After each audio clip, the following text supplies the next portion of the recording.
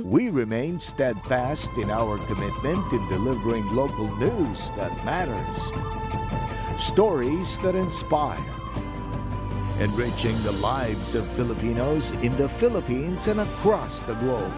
This is your GMA Regional TV, kapuso ng bawat Pilipino.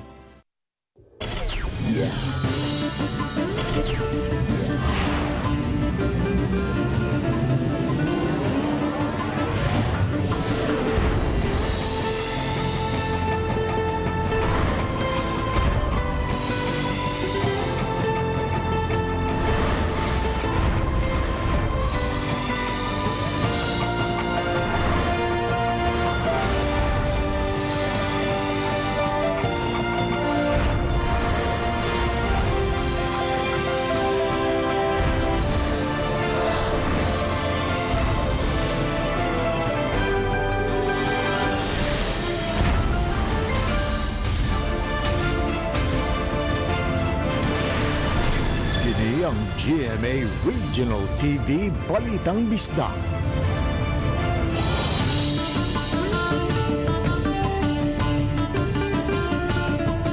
Mayong hapon, kining inyong GMA Regional TV Balitang Bisdak, ang bugtong kasaligan, kasandigan o karangpan sa mga Bisaya. Ako si Bobby Dolsaro. Nga magatod sa labing dako og mga nagunang balita nga mahinungdanon sa Central ug Eastern Visayas. Ako si Alan Domingo. Ako si Cecil Kibod Castro, live sa GMA Complex sa Dakbayan sa Sugbo.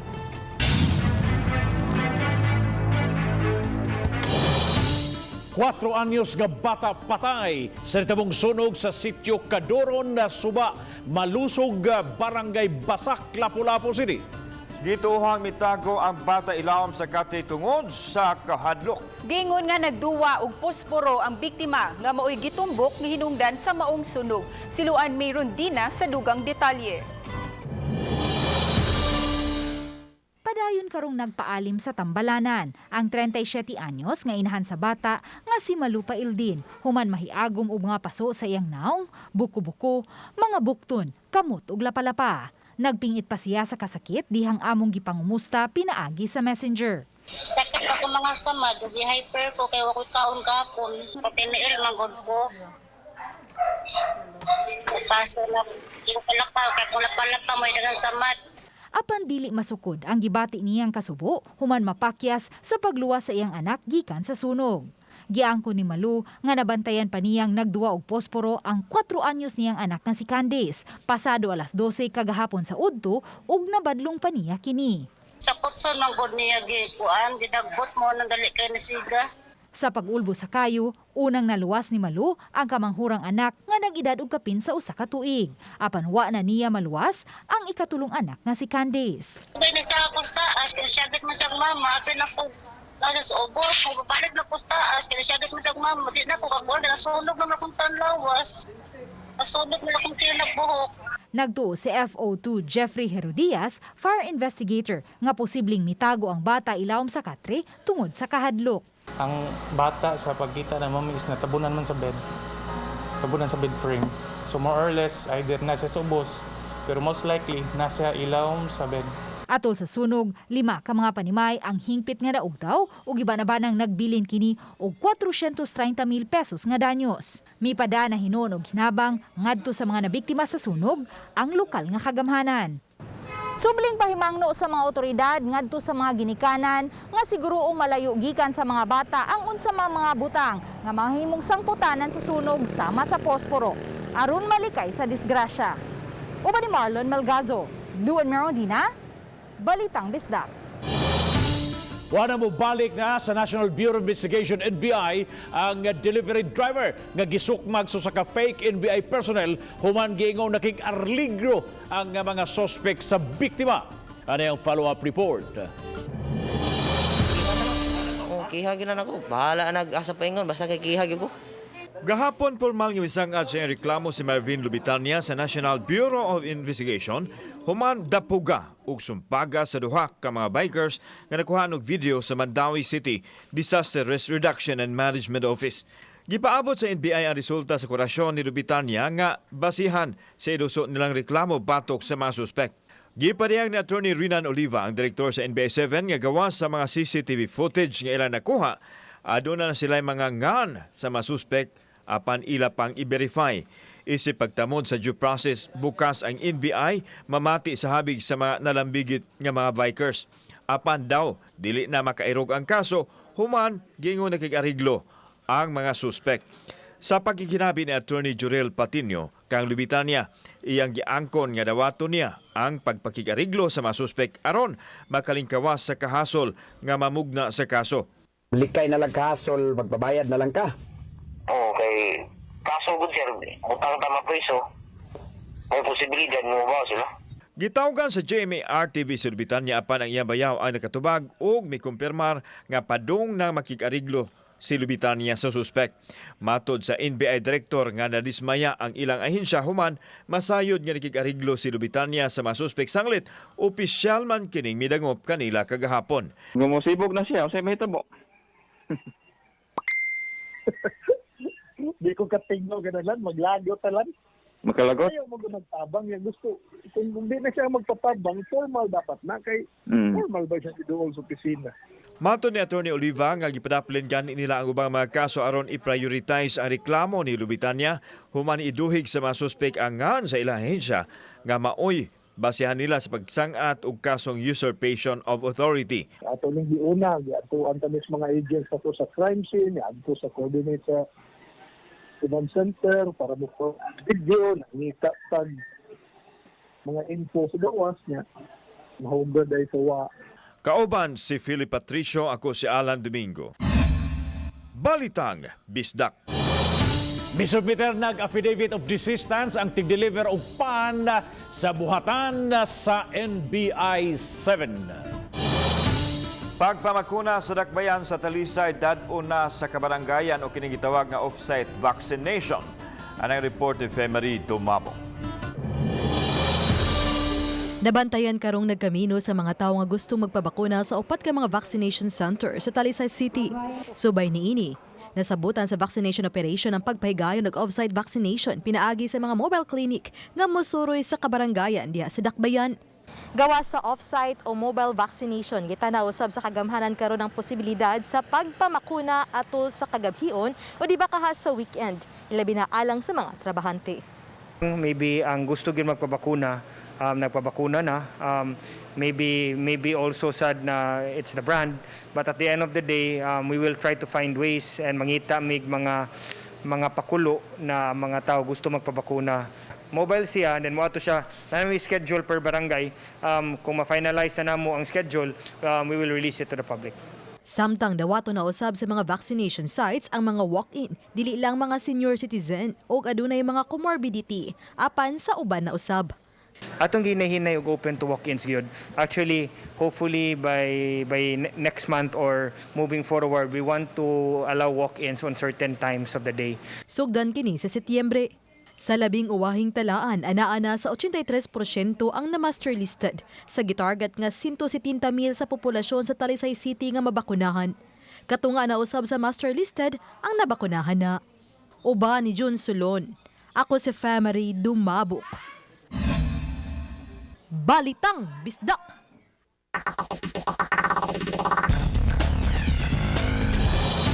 Mga kapuso, tanawa kining disgrasya sa usa ka motorsiklo sa Mandawi City. Nahuli kam sa command center ang lihok niini sa may MC Briones Street, gawas sa usa ka dakong mall. Ang maong motor misarasay na ug nalamba sa railings ug sa plastic barrier. Nalamba ug nalagpot gayon og layo-layo ang maong driver. Nahimangno sa taga command center sa mga nagmaneho amping lang gayon sa kadalanan.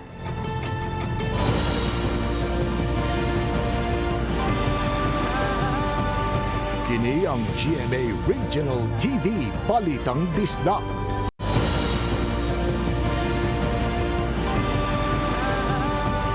Kini ang GMA Regional TV Balitang Bisdak.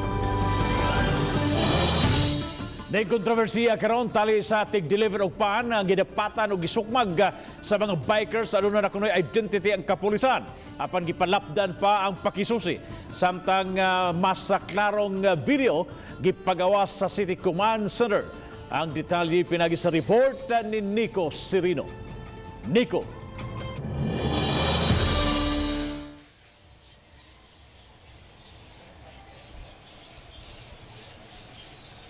Yes, Bob, gipakita karon sa taga command center ang sumpay ni atong video nga kuha sa ilang CCTV cameras kundi dunay laing tawop sa DI nga giduol ni atong grupo sa mga bikers.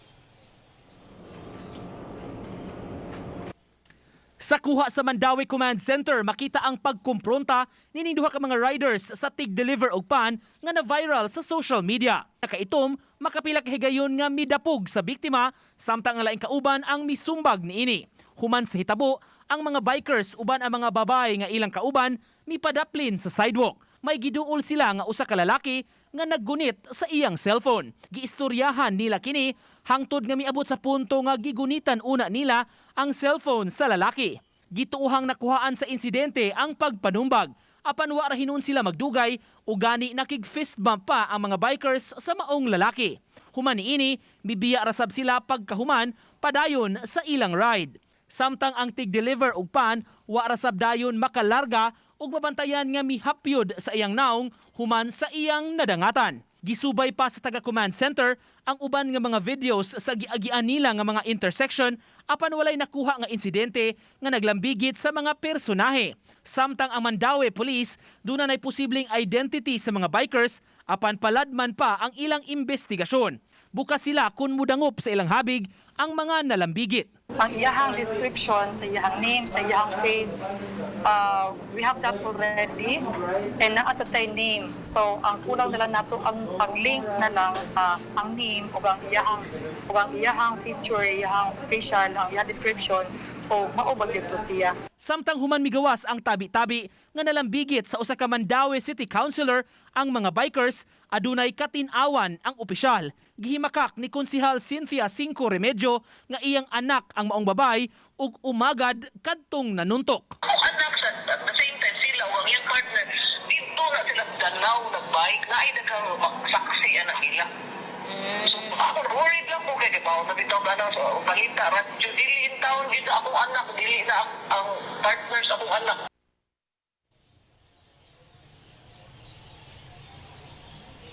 Padayong pahimangno karon sa mga otoridad bab nga kung di good kalikayan kini mga traffic altercation nga mas maayong ipabilin gud gihapon ang kabugnaw sa ulo ug dili magpalabi ang emosyon ning maong mga panghitabo. Bob. Salamat Nico Serino sa imong live report. Hayan, mabakunahan na karong Huwebes ang mga PDL con persons deprived of liberty sa Lapu-Lapu City Jail Male Dormitory.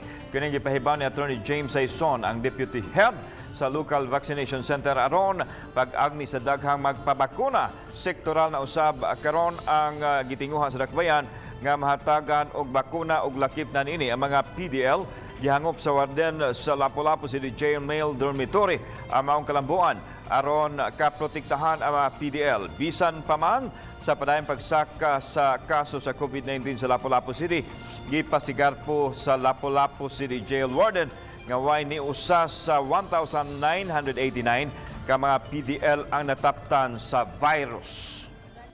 Mo jud ni dugay nilang giulat ma'am kay hoping ang atong mga PDL na with that mabakunahan sila and also sa ang ilang mga dalaw hopefully balik nang ato ang kuan dalaw po ma'am kay mura magduol na duha ka tuig nga wala gid sila kita sa ilang kuan mga members sa pamilya.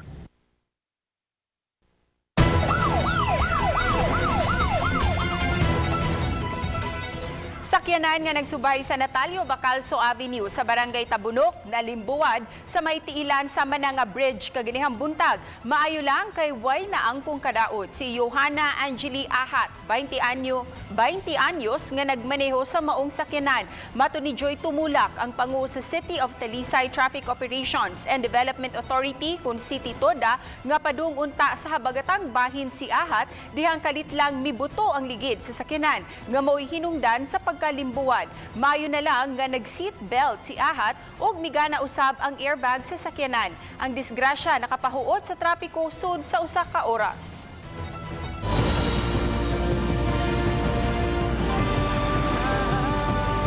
Kini ang GMA Regional TV Balitang Disda.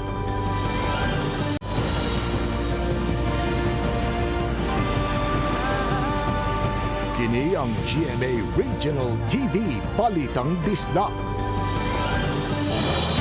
City Social Welfare and Development Office sa Lapu-Lapu City inabagan sa Philippine Mental Health Association Cebu Chapter sobre mipahigon libreng mental health clinic sa Mactan Shrine, Dakbayan sa Lapu-Lapu. Atol sa mong kalihukan adunay libreng consultation og tambal alang niadtong mga dunay gihambin nga depression o sakit sa pangisip. Niadtong Hunyo 2083 ka mga tao nga may sulira's pangisip ang napahiling sa mga doktor o nahatagan og libreng tambal. 16 ka mga pulis sa Mandawi City ang nataptan sa COVID-19 o kasamtangang nagpaayo. Ang mga nagpositibong pulis ang nakaroon sa PNP Isolation Facility. Hinong klaro sa kalikuan sa MCPO nga halos asymptomatic o walay simptomas. Kaha mild ra ang ilang gipamati. Sa 16 may duha ka mga pulis nga wa mabakunahi. Gipasabot ni Police Lieutenant Colonel Mercy Villaro nga sa 558 ka mga pulis sa tibok Mandawi City, kapin sa 500 na ang nabakunahan. May 24 pa nga wa mabakunahi gumikan sa laing rason. Adunay lain nga gipamati. May buntis, ang uban nagpaabot pa sa schedule gikan sa local government unit. Every time may nani kay ato na sa sila na kadlakan sa ilang contact trace, ato sila mga first generation contact, and ato ana sad pud na nga gi-submit sa ato ang health unit nato for the conduct of for RT-PCR tests. Subsob sa pagpanglimpyo sa kanal ug mga drainage ang mga sakop sa Aksyon Agad Team. Tonelada nga mga basura ang ilang nakuha nga gikan sa kabarangayan sa Dakbayan sa Talisay. Kaginang buntag sa Barangay Bulacau, Dakbayan sa Talisay sila nanguha ni ining mga basura. Mato ni Gary Tugonon, ang pangu sa Aksyon Agad Team, gitumong kini aron kalikayan ang pagbaha, ilabi na nga kanunay na usab ang pag-ulan. Pipila na usab kahangyo ang ilang nadawat sa pagpaputol sa mga sanga ug mga patay nga kahoy nga gikahadlukang makadisgrasya kung matumba tungod sa kusog nga hangin.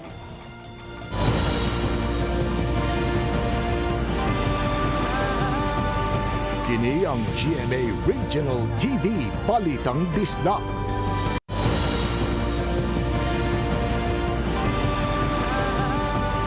Kini ang GMA Regional TV Balitang Disdak. Sa panahon nga pagtaas sa kaso sa COVID-19 din sa Dakbayan Sugbo, subsub-usab karon ang pagpangita o pamaagi aron mapaubos kini. Lakip sa gipahugtan mong pagbantay sa mga public transportation nga kinahanglang motuman sa public health standards. Gani na mara na ang mga sakop sa Cebu City Transportation Office sa mga taxi nga wa magbukas sila mga bintana. O sa lagda sa Dakbayan, kinahanglang abrihan ang bintana sa mga taxi o dili mag-aircon. Ang mga modern na PUJ usab, kinahanglang abrihan ang pultahan. Giklaro sa OIC sa CCTO, Lintoni Alboro, nga reminders lang usa ang ilang gihimo. Apan posible mo pahamtang sila o multa sa mga malapason sa sunod nila nga mga operasyon. Dili gyapon mi mo undang sa pagpahimang do sa atong mga kaubang Cebuano. Ato gyapong buhaton ni para sa safety natong tanan. Usa ka modular hospital ang ginakdang tukuron sa luna sa SRP. Nunod usab sa nagkapuno nga mga hospital care facilities sa Cebu City.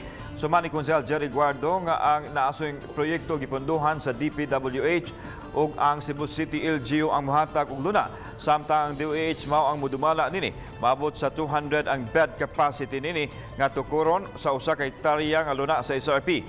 Posibleng masugdan kini sa sunod buwan o mahuman sud sa duha hangtod sa 3 ka buwan, sanglit prefab materials man ang gamiton. So gi-finalize na karon sa DPWH ang design, ang plano sa modular hospital unya in conformity sa Department of Health Standard.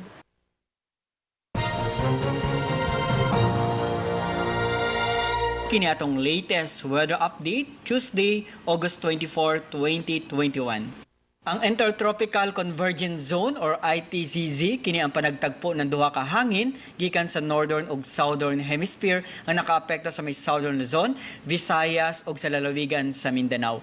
Ang tibuok sa Visayas, Palawan kasamang Kalayaan Islands ug ang Occidental Mindoro makasinati na madag-o mo na kalangitan ug naay katag-katag na mga pag-uwan ug kini mga pagpanugdog og kilat. Naposible ang mga pagbaha o ang pagdahili sa yuta.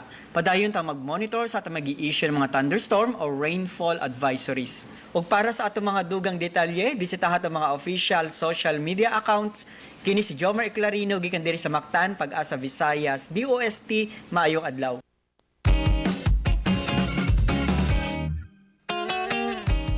Golden lechon sa Dakbayan sa Danau nakadapit sa atensyon sa mga netizens nga nakapahimo ni ining trending online. Ang report ni Femari Dumabok. Kay wa nakasaulog siyang birthday sud sa pipila na katuig. Kining 70 anyos nga si Tatay Berling ang gisurpresa sa iyang banay sa ilang gitawag nga 70 karat lechon. Sa dihang gipost online, dagan ang nangangha niini. Apan mga kapuso, dili kini maprinda. Kay ang nakapahimong 70 karat lechon mauman ang sikreto nilang ingredient nga gisigurong mga organic. Ang batanong magtiayon nga sila si Japheth ug Precious Postrano sa Dakbayan sa Danau mo'y nagpasiugda sa golden lechon. Nakamugnaw usab sa sikat nga black lechon ug zebra lechon ang lechonan sa magtiayon. Aduna say personalized o dedication lechon na mamahimong butangan og mensahe alang sa gusto nimong regaluhan. Kani ka nga golden lechon na mo sa muna ato nga kuan nga time pero walang sana mo ipagawas. So timing kaayo nga nami all the ingredients but before na mo gi-apply niadto sa amin sa among city vet kay para i-approve. So na-approve niya kay among gi-presenter nga kana edible. So kanang safety ra sa health, safety ra gyud nato pagkaon so ma-intake ra. Nya pag request niya kay from 50th birthday ko na was lahikay. Pag 60th birthday sa iyang siyang tatay was lahikay. Pag 70th ganahan sila with a twist bitaw nga kanayang tatay nga ma-surprise, ma-shock pag yun. Gawas nga makapadapit ang ilang mga pakulo. Gisiguro usab nilang lamian kini aron balik-balikan. Usa lang gyud ang tigtimpla kining 30 ka tuig na nga manglechunay. Naalasad ko hibawaan nga ako nga pamaagi nga unsaon pag idea kanang paghimo ba nga malami sad ang litson niya. Karon daghan sa mig nahimo. Tungod sa mga pakulo, ang tagtulo lang ka-order kaniadto karon 10 times na. Labi na matag weekend. Regular sab sila nga tig-supply og lechon sa usa ka kananan sa kauluhan. Kanang hard work nga kinala na kay goal sa kinabuhi nga labi na kay family. Uban ni Cleofer Lumayag. Ako si Femari Dumabok. Balitang Bisdak. Salamat sa mga kapuso nato ang pinangna sa gawas sa nasod nga nagisayod sa mga dagko ug mga nagunang balita sa rehiyon. Ako si Alan Domingo. Ugi ka namong tanan dinhi sa Central ug Eastern Visayas. Ako si Cecil Kibod Castro. Ang inyong balita, ang among balita kay matag lokal nga balita mahinungdanon kining inyong GMA Regional TV Balitang Bisdak. Buong puso para sa Pilipino. Ako si Bambi Nalsaro ug mayong hapon mga kapuso.